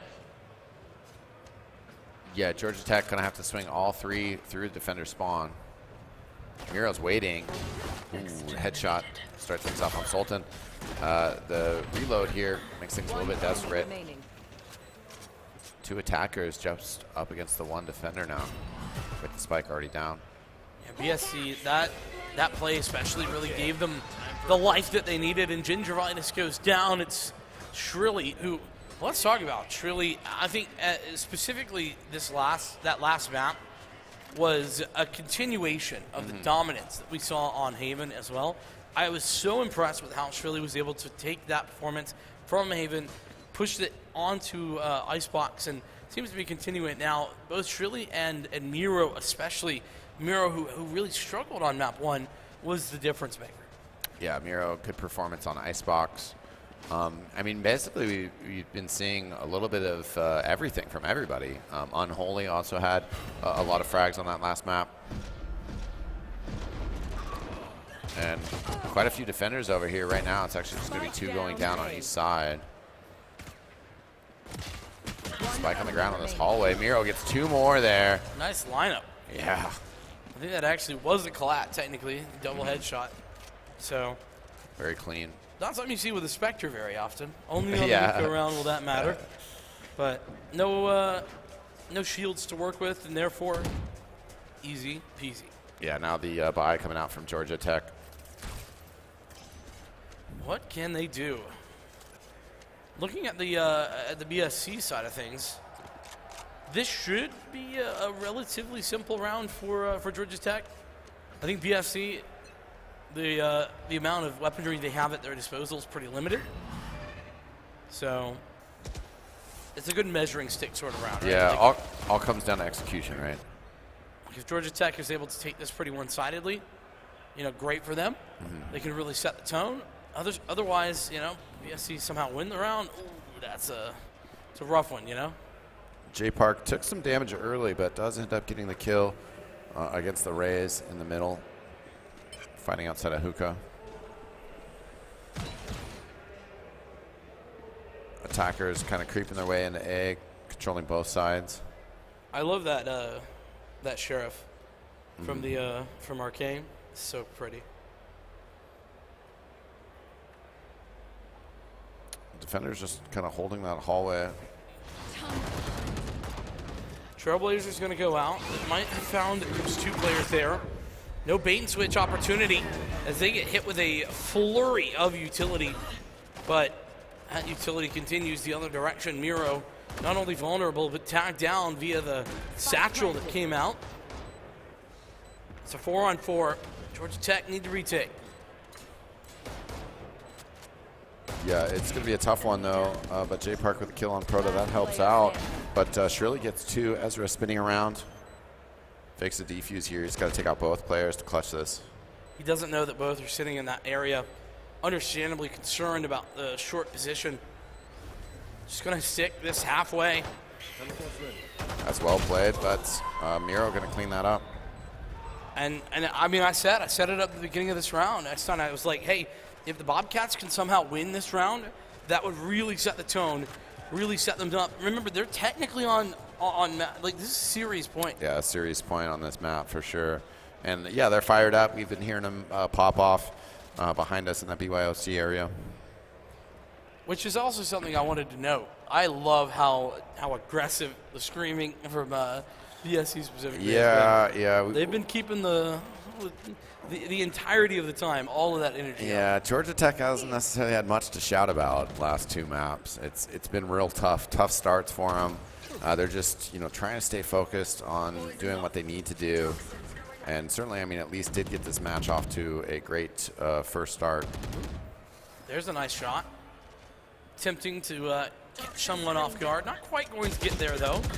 Oh, ambitious from J Park. Yeah, I was thinking the exact same thing. Yeah. Krim definitely not going to be giving that away for free. Ezra also basically completely neutralized by the utility that came through, while Mira getting a double kill on another part of the map. Yeah. Bobcats poised to make this a flawless. They just need to make sure to find this final player. And yeah, that engagement will be taking place outside of hookah. Rays versus Miro. Miro shoved back a bit. Satchel out.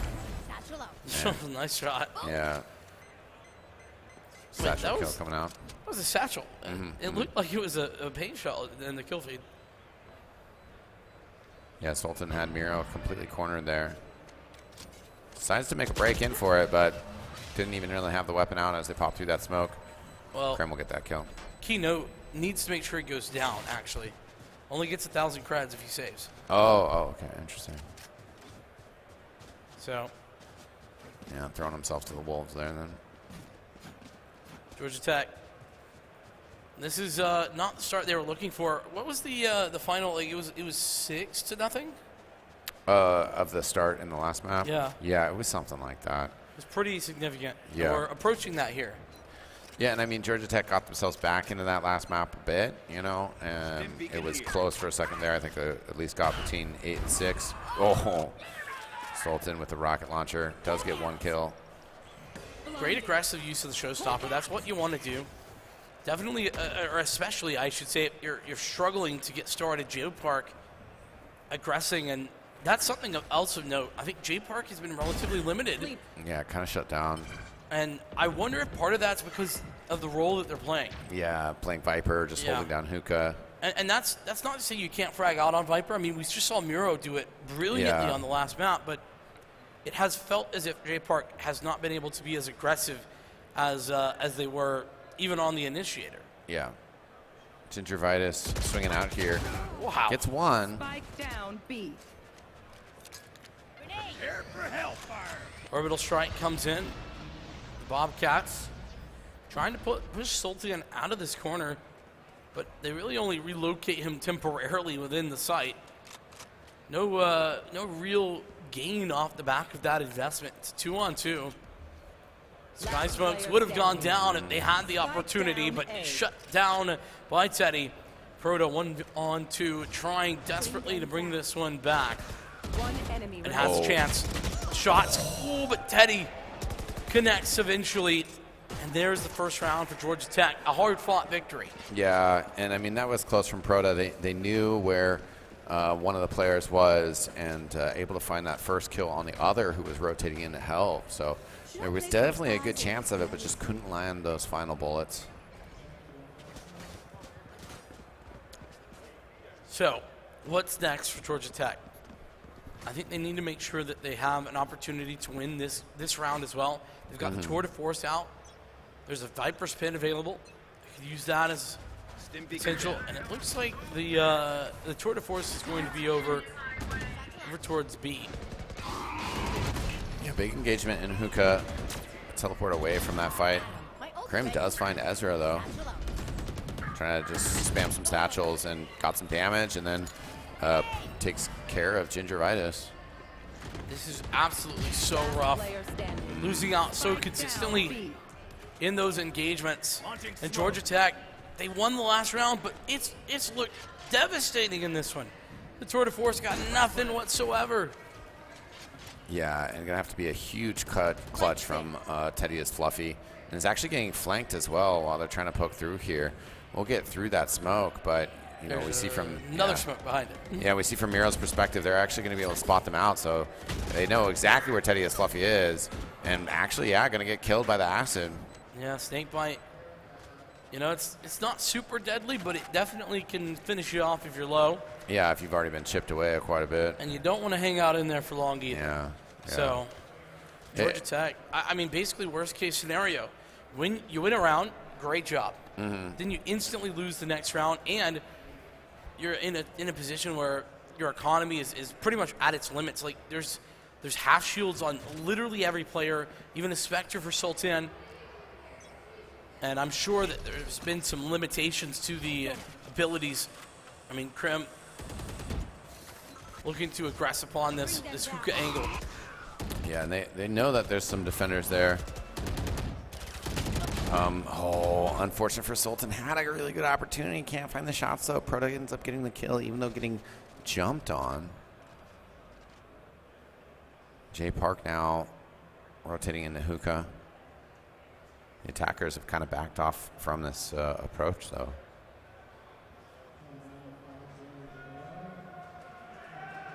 And possibly J Park could get a flank here if the attackers take their time getting into A.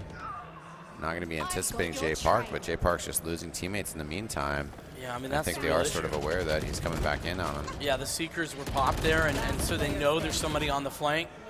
A little bit of extracurricular body shooting right there as well. You can feel the tension in the air here. And J Park gets one, still pretty full health, but you know they all know where he is. It's just gonna be a matter of time before he gets swarmed. Unholy gets the kill, so 4 players left standing for the Bobcats, and they're really establishing themselves in this attacker phase. That's what we call free in the business. Yeah, it has been pretty free, you know. Not quite delivered on a silver platter. They're not quite getting the VIP service, but you know, at the same time, it's been easy money for them. Yeah, sort of like Economy Plus. Yeah, there you go. You get that little extra leg room and Yeah, beverage services come through a couple times. that's you know. right. You know, Bomb buddy out. not quite the first class experience, Ooh. but that certainly is first class. That shot was magic. Ezra, they needed something.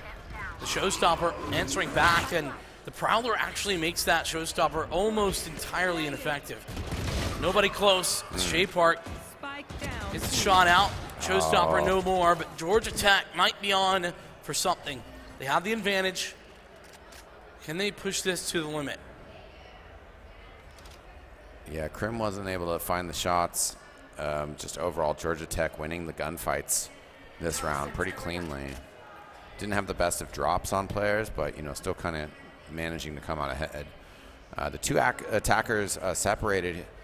Surely has picked up the bomb. Maybe just take that teleport though to jump over to where his Viper's at, Yeah. or vice versa. Excuse me. With that being said, I think the BSC they might actually be interested in doing a little bit of fake shenanigans here. It's kind of what it looks like. If Miro can get onto a site, or not even onto a site, he can put down the Viper's Pit. No, it's not even fake. Just going to rotate a little late. So inside the Viper's Pit, plant can go down for free. Miro playing defense. The problem is J Park pushes forward, takes the timing, but it's 1v1s. Shrilly could win this, could push this to the max, and there's Shrilly with the victory. 7-1 for the Bobcats. That's a tough pill to swallow for Georgia Tech. I mean, they had the number advantage there. You know, they won the gunfights, like I was pointing out a little bit earlier in that round. And then just kind of fell apart, you know, able to get the kill on the Viper while Miro was protecting the plant.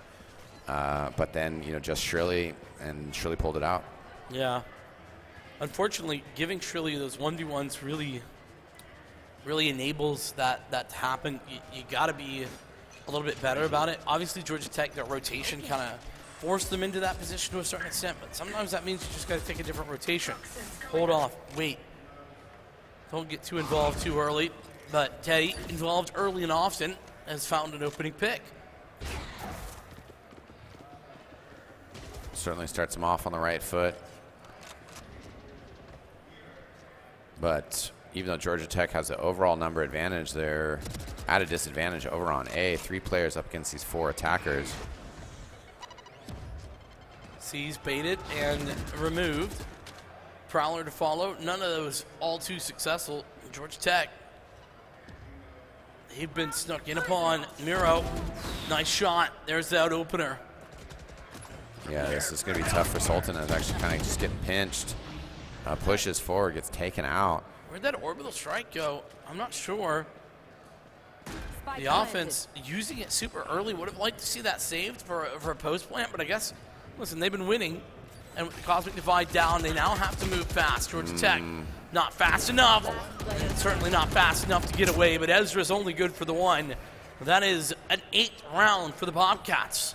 Yeah, and Jay Park trying to push through there as they rotated through spawn, but tough for him to get in there and get that kill. Miro just kind of gunned him down through that angle, and 8-1 timeout being called for Georgia Tech.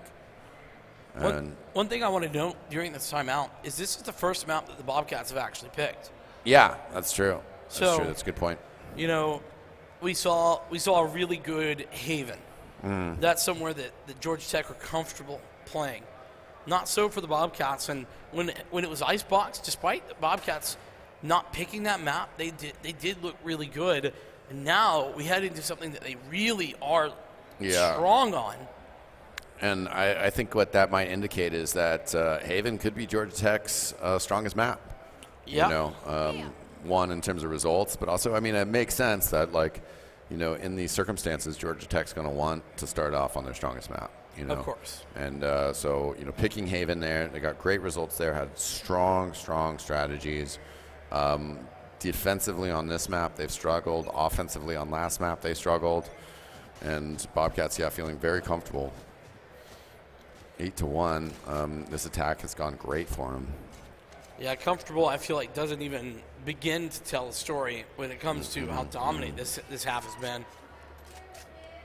Because we were seeing some close rounds on Icebox that just sort of ended in the Bobcats' favor. Yeah. These less close. And there's been a few circumstances where Georgia Tech's kind of seemed to be the stronger fraggers on this map, but for the most part, you know, Bobcats have been shooting very cleanly and just winning these engagements. Players like Jay Park, who we saw dominating, you know, earlier in this series, are struggling to get traction. We'll see how this goes. Ginger Vide, that's a nice shot. Jay Park going to follow that up, but it's still the Bobcats moving into the site, a site that they don't have entire connections with, but that smoke to close down the hookah position is going to give them the access that they were looking for. Retake set up by Georgia Tech. I've got your 4 on 3. Yeah, 2 coming from hookah, 2 of them coming from, I guess you call it long. So they have eyes on where everybody is. And they're going to pick up 2 of those frags. One of the players does jump down from hookah. Wow. Ezra with another nice kill. Enemy remaining. But taken down. The last enemy jumping out from Hookah. They know he's there. It's a 1v1. Clutched out by Unholy. Now there's some syringe. Unholy making a ruckus in the background there. I don't know if that's getting picked up on stream, but Yeah. that was absolutely phenomenal from BSC. Yeah, I mean, rightfully so on the pop-off. You know, Georgia Tech had 4 players looking to close in on that site and just kind of struggled at both sets. You know, coming out of Hookah, coming out of Long. Couldn't get anything happening. If this continues, we might be in for a bit of an early exit of Georgia Tech. No full 5 maps, or 4, I guess. Yeah. Given the advantage. And, you know, got a constellation map, you know, and of course things aren't completely settled yet. Yeah. You know, they've shown they have some caliber, you know, some good plays, some good individual frags from people. Strategically, tactically, stumbling a little bit. Yeah, stumble part, definitely a significant one here. Unholy, going to send out a guiding light just to add insult to injury. There's a Viper's Pit down at short. Meanwhile, some Showers aggression. Teddy, not bothered, but will fall back in that as well.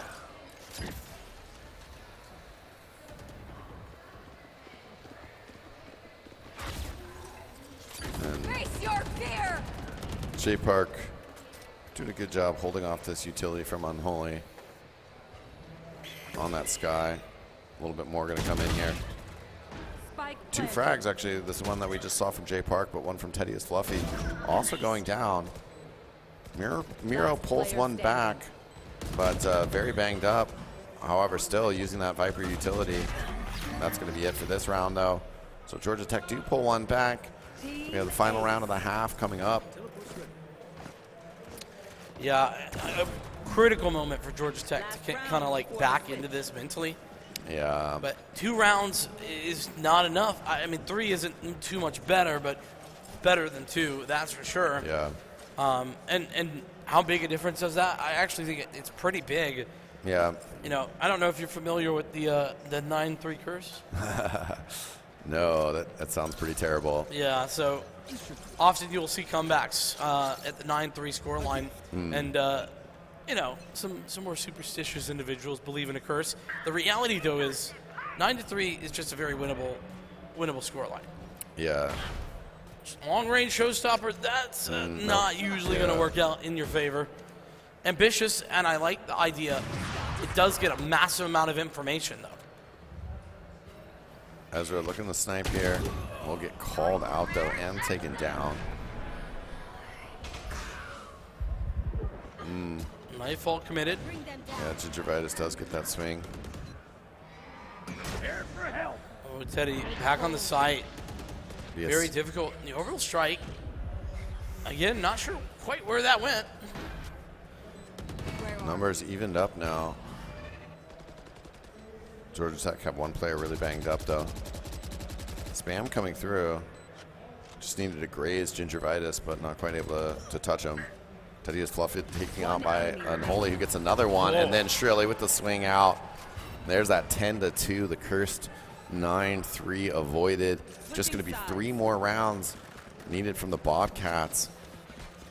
And on defense here, plenty of pressure put in the hands of Georgia Tech. And, I mean, they had some players that were fragging real hot earlier in this series, but it just seems like some of the shots have been missing from them. Yeah, it feels like, I mean, I feel like this is maybe a bit too speculative, but it kind of feels like Georgia Tech are running out of steam here. Yeah, a little bit. You A little know? bit. And, you know, we also talked about, you know, obviously these players, you know how to warm up. You know, they're accomplished esports athletes. But BSC Bobcats were a little bit slow on that Haven. Of course, we also mentioned that seems where Georgia Tech was most comfortable. You know, maybe it's the combination of what agents they're on now and what map we're on now. And, you know, whilst the series... Oh. Krim. Down A. We didn't get to see, but Krim chiming in for 3. The Bobcats, the pistol, looking like it might be theirs just off the back of it. He wants the ace. Give Krim a chance. He's got to find that Viper. Hunting. Teammate's going to call him out in Showers, though, and the way that this breaks out, he might be able to do so. Oh, his teammate is down. Krim has to reload. Gets taken out by J Park, who got 2 frags. 4 kills nonetheless, though, for Crim, and still a strong start for the Bobcats, as that sets them up well for this round, and they only need 2 more at this point to take the grand finals. I love to see that the Bobcats are going for that they're, saying, hey, come grab the ace, that kind of thing. It's great to see. Yeah, I mean, shows the energy, the positivity that they must be having in their team comms, the energy and the fire that they're bringing to this game. 11-2. Hard to anticipate we'd see the scoreline after Haven. Yeah. But I mean, that's the power of a BO5, actually. You're forced onto maps that you might not be comfortable on, and it can definitely be a back-and-forth affair. Prowler into J Park, hoping, praying that nothing comes their way. Miro going to take it. Match in Suri's point potentially here. 5-on-3. J Park getting pushed back. It's, just a single J Park versus the world. Yeah, in the hallway, he's going to get closed down. And easy cleanup for the Bobcats. And, I mean, it's a tough situation there for Georgia Tech. As the attackers, part of your advantage just naturally is that the defense has to split up a bit. And so you can just push all 5 players into a site. They choose to do so on A, but kind of a little slow, really kind of getting in there and, using that numerical advantage. The defender swinging through spawn from BSC, there to support, there to put out the fire of Georgia Tech. And, well, they just need one more round here, up 12-2, match point for the Bobcats. One-sided doesn't even begin to describe this. This is the Bobcats looking to win it. I mean, massive prize money on the line for just this one round. That's all that's required. Lion's share of 10,000. Going to have to be a significant comeback from Georgia Tech. The most significant comeback, almost. Yeah, pretty much. And it's just got to be one round at a time.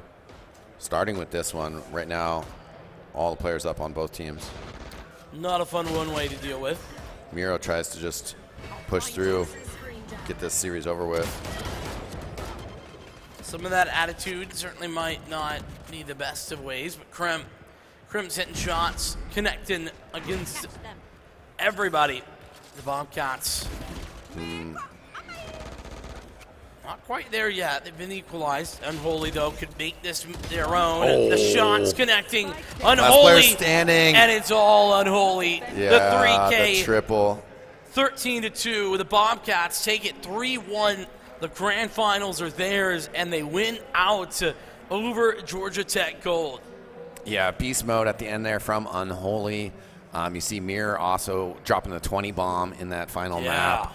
And I think we saw a little bit of everybody from the Bobcats. Miro, Unholy, Krem. Krem had some big plays in that final plays. map. And, like that first map, Haven was rough for them, and Georgia Tech, I think, just came really, really well prepared They did. on that map. We and saw their... Miro really struggled on the map, too.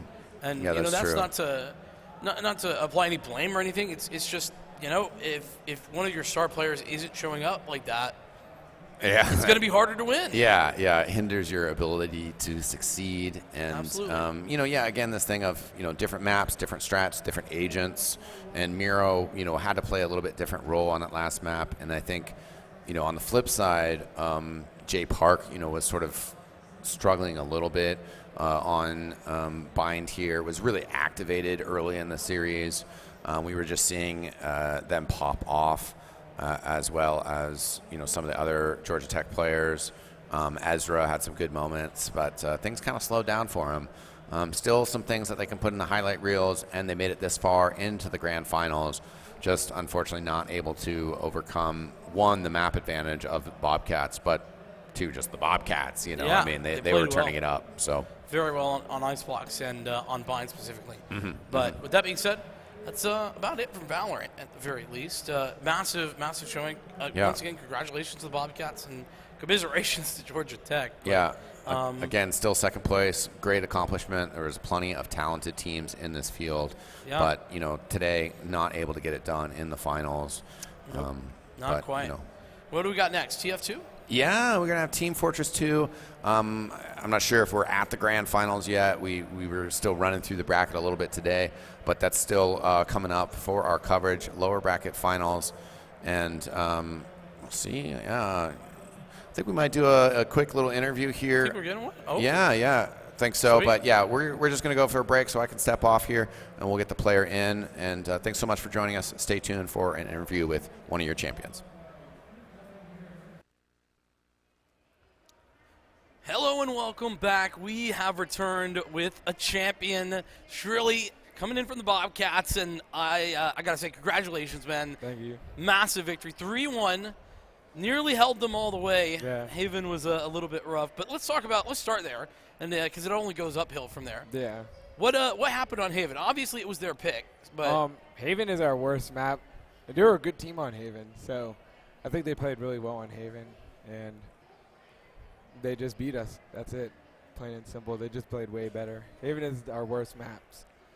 So Gotcha. I told them, don't worry that we lost that first map. We don't play that map, and just keep it going. We're good at Icebox. We're good at Fracture. We're really good at Bind. So I was happy. as we saw. Yeah. So, are you the in-game leader? No, Unholy is, but I'm the team captain. So. Okay. Sweet. So let's kind of talk about the mindset coming into the finals. You know, you guys were coming in, getting ready to start. We had a couple of delays. Yeah. How do you keep focused whenever you're faced with something like that at a big event like this with a lot of money on the line? You know, you get hit with a delay. How do you stay warm and stay, game ready? What I like to do is I just like to stay in the game. I try to do as little things outside of the game. I know, as funny as that sounds, but it really helps you get locked in and stay completely focused. Sweet. Okay. And so from that focus, I mean, you guys certainly looked it. Let's talk about Icebox. There was a lot of back and forth there, especially there at the end. Things got maybe a little bit more dicey near the end. It was too close. Yeah, it was 13-8, and I think what I said on the desk is that scoreline honestly makes it seem way closer than it really was. What was, once you had lost that first map, what was the game plan going in? Were you confident? Yeah, we were feeling confident. I remember when the game ended, I told him, don't worry, that's our worst map. Don't even let it phase you, and keep your heads up. We know what to do. We know how to play, and that's what we did. Well, you certainly look good doing it. Let me ask generally about the program, the Valorant program over there, and what else you guys are involved in, because I noticed you guys are in CVal. Yeah. You've been playing. What are your goals with regard to the Valorant program overall, and what are the aspirations? I just want to keep on winning and get better as a player. I'm not the best player, but I want to just keep on getting better, and so does my team. We all want to get better together. We want to be the best we can be. That's awesome. That's pretty cool. And how does BSC help you guys do that? We have a nice lab we go to and practice and stuff, and we do scrims there and stuff like that, and we just play a lot. That's really it. We play a lot. The real gamer hours. I like it. Well, just talking about the generalized DreamHack Atlanta. What outside of the tournament? What's been your favorite part of DreamHack?